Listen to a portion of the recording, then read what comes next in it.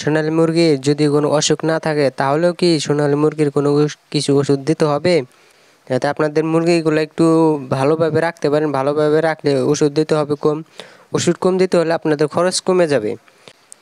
আপনাদের মুরগির যদি কোনো প্রকার অসুখ না থাকে তাহলে আসসালামু আলাইকুম রহমতুল্লাহি ওয়া বারাকাতুহু। আশা করি আল্লাহ তাআলার রহমতে আপনারা সবাই ভালো আছেন এবং আলহামদুলিল্লাহ সুস্থ আছেন। আলহামদুলিল্লাহ আল্লাহ তাআলার রহমতে আমরাও ভালো আছি এবং সুস্থ আছি। সো আজকে আমি আপনাদের মাঝে চলে আসলাম সোনালী মুরগির যদি কোনো অসুখ না থাকে তাহলেও কি সোনালী মুরগির কোনো কিছু ওষুধ দিতে হবে সকালে কিংবা রাত্রে, এইসব নিয়ে। সো যারা যারা নতুন আসছেন তারা অবশ্যই আমার চ্যানেলকে সাবস্ক্রাইব এবং বেল আইকনটি চালু করে রাখবেন, যাতে আমি যখন ভিডিওটি ছাড়ি তখন আপনাদের কাছে নোটিফিকেশনটি চলে যায় এবং তখন আপনারা ভিডিওটি দেখে শিখতে পারেন সোনালী মুরগি কীভাবে পালতে হবে, সোনালী মুরগি কীভাবে ব্রিডিং করতে হবে, সোনালী মুরগি কী কী ওষুধ দিতে হবে, এইসব যাবতীয় জিনিস নিয়ে। সো চলুন কথা না বাড়িয়ে আমরা ভিডিওর সামনে এগিয়ে যাই।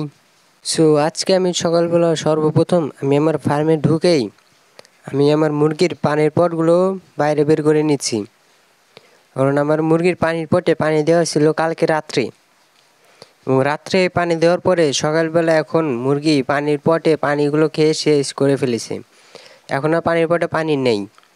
এর জন্য এখন আমার পানির পটগুলো আগে বাইরে বের করে নেব। বাইরে বের করে নিয়ে পানির পটগুলো সুন্দরভাবে ধুয়ে তারপর পানির পটে পানিগুলো বোঝাই করে নিব। তো আমার পানির পটগুলো বাইরে বের করে নেওয়া শেষ হয়ে গেলে এরপরে যেহেতু আজকে সকালবেলা রাত্রে আমি একবার তুষ নাড়া দিয়ে দিয়েছিলাম সকালবেলা, সো এখন আমি আমার মুরগির ঘরে তুষগুলোকে নাড়া দিয়ে দিচ্ছি, কারণ আমার মুরগির ঘরে তুষগুলো এখন যদি আমি নাড়া না দিয়ে দিই তাহলে গন্ধ বাড়িয়ে যাবে, গ্যাস হয়ে যাবে নিচে। গ্যাস হয়ে গেলে মুরগিদের এই গ্যাস থেকে মুরগিদের অসুখ হয়ে যায়। সো মুরগিদের যদি এখন এই তুষ নাড়া না দেওয়ার কারণে অসুখ হয়ে যায় তাহলে আমার শুধু বাড়তি খরচা বেড়ে যাবে। তো এর জন্য দরকার পড়লে আপনারা একটু কষ্ট করবেন, যাতে আপনাদের মুরগিগুলো একটু ভালোভাবে রাখতে পারেন। ভালোভাবে রাখলে ওষুধ দিতে হবে কম। ওষুধ কম দিতে হলে আপনাদের খরচ কমে যাবে। সেই জন্য অবশ্যই আপনারা মুরগির ঘরটার আগে প্রতিদিন দেখবেন যে গন্ধ বাড়াইছে না। গন্ধ বেড়ে গেলে অবশ্যই তুষগুলো নাড়িয়ে দেবেন, এবং তুষগুলো যদি একটু বেশি লেগে যায় নিচে ফ্লোরের সাথে তাহলে অবশ্যই তুষগুলো আপনারা চেঞ্জ করে দিবেন। বেশিক্ষণ রাখবেন না তুষগুলো অবশ্যই। আমি আগে খাবার পটে খাবারগুলো দিইনি, কারণ আমি আজকে তুষ নাড়া দিয়ে দিব মুরগির ঘরে। কারণ আর আমি যদি তুষগুলো নাড়া দিয়ে দিই তাহলে নাড়া দেওয়ার সময় খাবার পটে ময়লা যেতে পারে।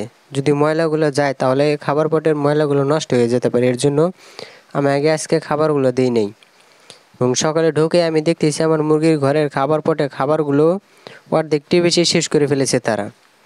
সো এর জন্য আমি আজকে মুরগির ঘরে সকালে ঢুকেই খাবার পটে ছোটোগুলাতে একদম বোঝাই করে খাবার দেব, এবং বড়গুলাতে মোটামুটি টুকিটাকি অর্ধেকের মতো একটু বেশি এরকম খাবার দিব।